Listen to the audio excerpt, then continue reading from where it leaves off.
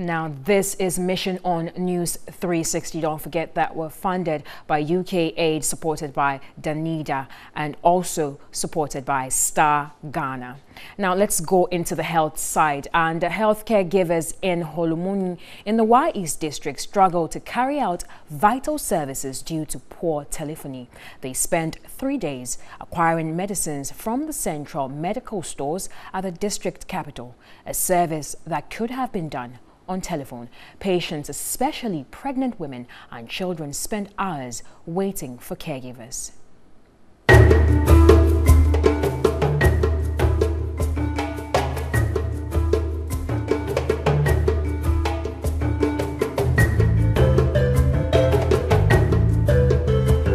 number you called is not answering. We referred her with the referral note, but how are we going? The midwife was even ready to accompany the woman to regional hospital, but the means wasn't there. So we have to sleep with that woman till the following day, where we'll now have access to the care track. Take the woman to regional hospital. She delivered there finally, but the baby didn't survive. This is the struggle of healthcare givers. Vital medicines for clients take days to arrive. Getting supply from the district delays healthcare. Holomuni has no telecommunication network. A spot about 15 minutes drive from the health center at Holomuni serves that purpose. A tree has become a savior. This tree provides some kind of shade, and it gives the people here some comfort, all right. But the most comfort they seek when they come here is to be able to link up with friends and relatives. I checked on my phone. The signal is on, but not too strong. But you can hear some of them engaged in conversation, suggesting that indeed there's some signal around here. This is the only place that you can get linked up to people outside here. So health workers, teachers, and every worker in this part of the Y East district who need to link up to other parts of the district would have to be here to make that call. Going by road would take about 3 days. So, placing a call to order vital medicines and following up later to pick them up would save lives. But it is a headache for healthcare givers transporting referrals to the next health facility. In fact, in some cases, medicines are not available. So at the end of the day, you give a prescription to client, go and buy medicine. Where would they get it here? To go to where and go and buy? Or they'll go to those provision stores here where they have some medicines and under bad conditions, you go and buy. There was an instance we refer a client to go and buy promethazine. The person went there and they gave her salbutamol. Lucky on her part, she brought the medicine back to ask us how it should be taken. And we discovered that this wasn't the drug we prescribed. But if it was here, we wouldn't have written a prescription for them to go and buy. The district health management team says placing staff is even a challenge due to poor telecommunication network. You send a staff there, many of them don't even come from this region. They know nobody. They go to a community that they don't understand the language.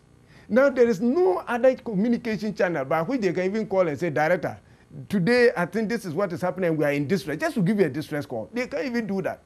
You can also assess them. So why would you want to, in the name of helping people, put other people's children at such a high risk? National Health Insurance Scheme card holders are also burdened.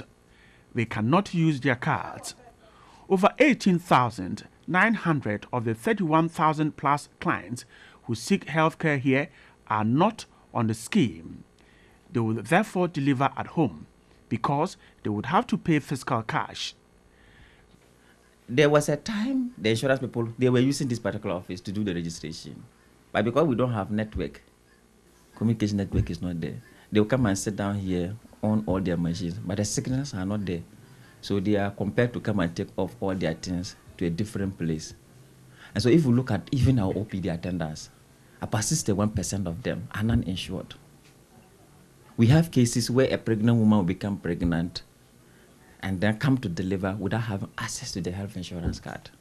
So when such client comes to you, wonder, am I now going to charge for the services I have done, delivered, Am I going to charge for the drugs I'm going to give to the person? Or what am I going to do? And sometimes you are in a state of dilemma. Though a very poor economy, those with money can't get onto the NHIS. Community leaders say this is a big blow to effective health care.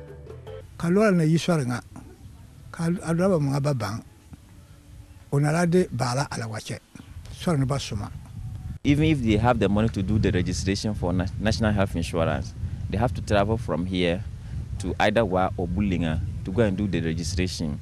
And so looking at the transport situation, the poor road network, how to even go there and get the health insurance card becomes a challenge. However, the district health management team is working hard at providing care to clients. For ease of communication and service delivery, particularly in health, where time is of essence, it's important that such telecommunication network be provided. So that we cannot overcome overnight the natural barriers to this place, as in the physical barriers that we have. But at least for telecom network, it's possible to overcome that. And we are ready to receive and welcome any person to look at these deprived areas where you cannot get there by road easily, and yet you can also reach anybody by telephone. Serving a population of over 31,000, the Holomuni Health Center is strategizing to deliver quality health care. Healthcare givers' hope is to see a link to telecommunication network so they can improve on delivering services. The number you called is not answering. To leave an Insta voice message at a charge, please stay on the line. Otherwise, hang up now.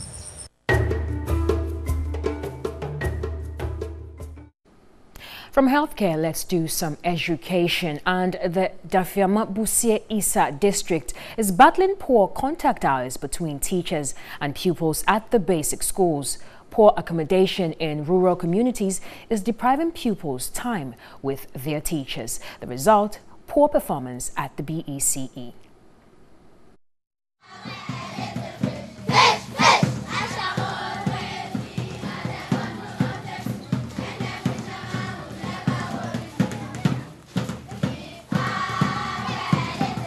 Most of the teachers are staying in town, then they travel here. Well, the time they used to walk from the town to this place, they waste a lot of time. The district has over 11,000 boys and girls enrolled in 89 schools. At the primary level, school infrastructure is fairly good, but BECE passes are not encouraging. We only have 2-bedroom apartment that is ready for teachers, that is built by the community. So if all teachers comes to school and we want to stay, we can't all live in those 2-bedroom. Some will have to go back to Busie to have accommodation there while others stay. Children do not spend adequate time with teachers because schools are located in hard-to-reach places. And when it's raining, we have nothing to say about the teachers' availability in the schools. And those under trees will not go to school on rainy days. Teachers who are commuting cannot commute through the rain to the communities. So we lost a lot of contact hours, and that is affecting us greatly. In the rainy season, the situation is worse. The Education Directorate's headache is how to stop it. You cut locks and make improvised bridge for you to climb across. Most of us cannot swim, so it's always difficult to go and carry your motorbike and cross the next river and go to your school. And when you are there and it starts raining, you have to run fast. Else, when the water comes and fills up the stream, you won't be able to cross. The communities do not have accommodation. In fact, they cannot provide it. The few accommodation units are priced beyond the means of teachers. Teachers therefore stay at the regional capital, Wa, about 2 hours' drive to some schools in the district. This is worrying. If you struggle to get a decent room, they peg it at 500 a year. So expensive that the teachers cannot afford. So most of them commute.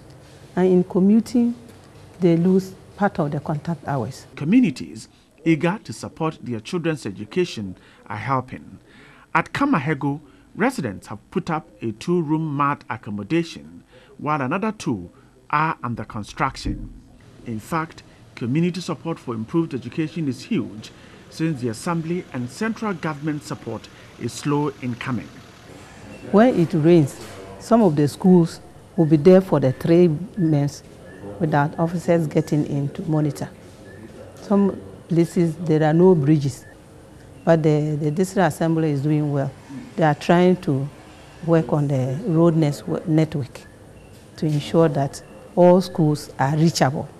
With the district bent on improving the 30% pass at the BEC, providing accommodation for teachers is key, and the pressure is on the Assembly to ensure teachers have accommodation.